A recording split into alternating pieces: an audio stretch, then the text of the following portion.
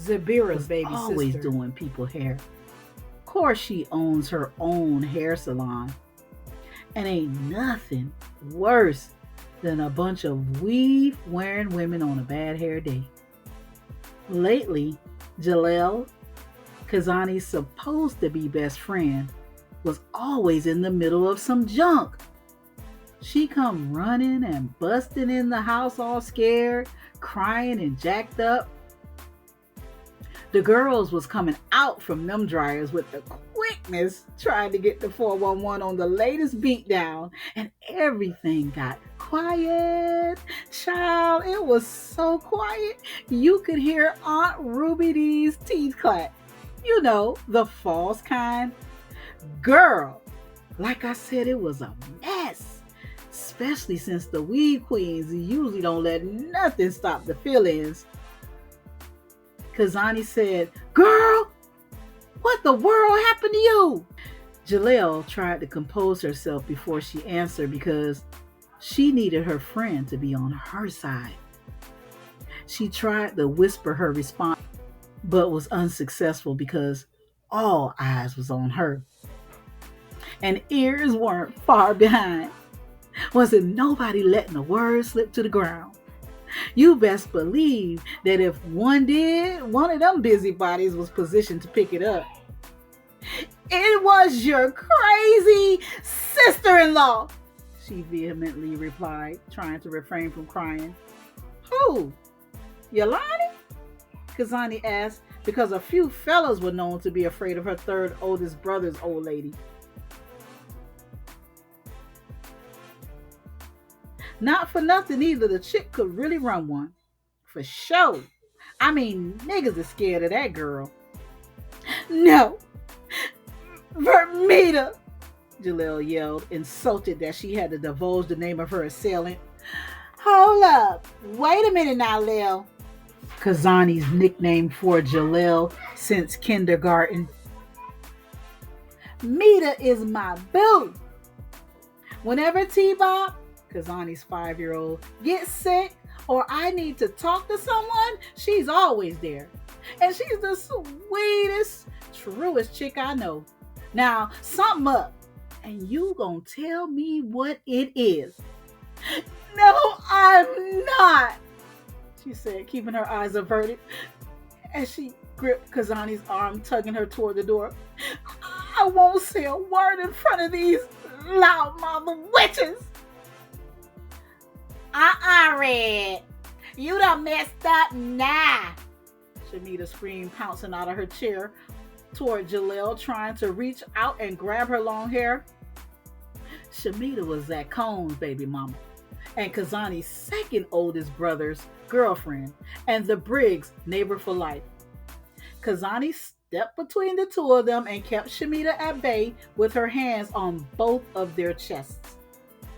Meanwhile, both ladies were looking at each other like heavyweight contenders waiting for the bell to ring so they could tear each other to shreds. "Shamita, girl, what you got to do with this?" Kezani asked her sister-in-law. "I seen everything," Shamita spewed out with all the venom she could muster up. "Little bit tore you up like a piece of paper," Shamita wickedly taunted Jillel, who was clenching her fist, awaiting the opportunity to pounce on her predator. "Shut your face right now, you project wannabe," Jillel shot back. "This is between me and my girl Zani," Jillel responded calmly, and added a healthy tidbit back at Shamita and the others so they get off her track. "What you better try to see is which one of these weave-wearing wonders is getting ready to lay on their back for Zach." She immediately turned her attention away from them and began to fix herself up to be more presentable. "Oh!" The girls simultaneously all rang out in the salon, giving each other high fives while wildly falling all over one another and laughing like hyenas. "Mita, she ranked you like a private," somebody egg, and they all began to laugh again.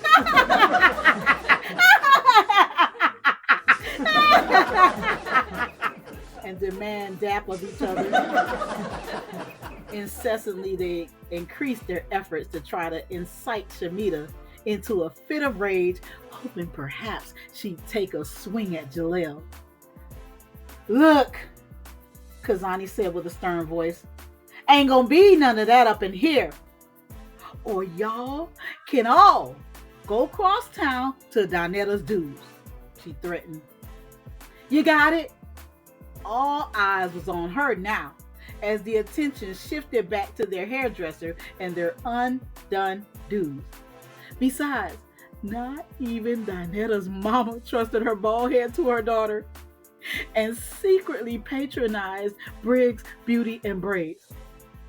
Also, the Briggs were a big family and were all beautiful, and no one dared to be on their bad side.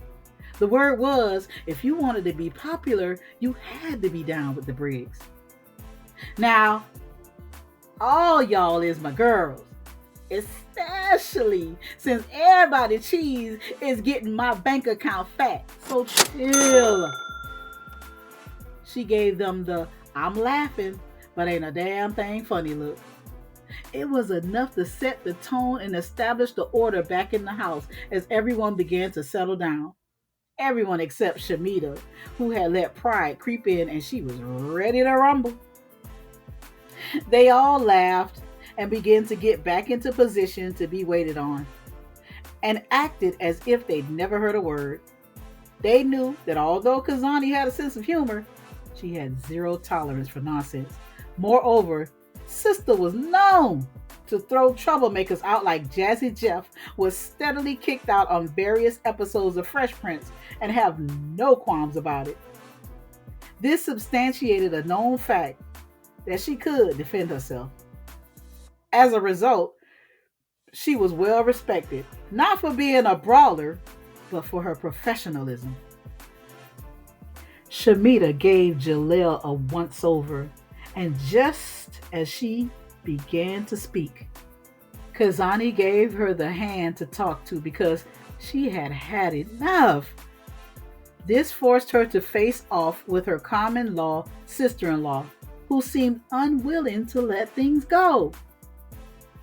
"Mita, you gon' sit down in a seat that fits you, or exit stage left and let the doorknob hit you where the good Lord split you," Kezani said authoritatively, daring a response. Shamita stood for a moment, weighing her options, and turned and walked toward her seat. She rolled her eyes and methodically twisted her big Bertha butt for emphasis and whacked it, suggesting that Jillel kiss it as she sat down smiling and singing with her nose in the air. Kezani pulled Jillel in the opposite direction. "Look, I'm gonna talk to my girl out back right quick," she hollered at the girls, "before my hubby gets home and throws all of us out. Y'all know he don't like me working on Sunday, no way," she teased. "Everybody sit tight," she continued, "or leave if you have to," which she knew was wishful thinking. "And the rest of y'all, get back under that heat. I'll be back. Toot sweet." Chapter 3. We under attack. You don't know? Stay tuned.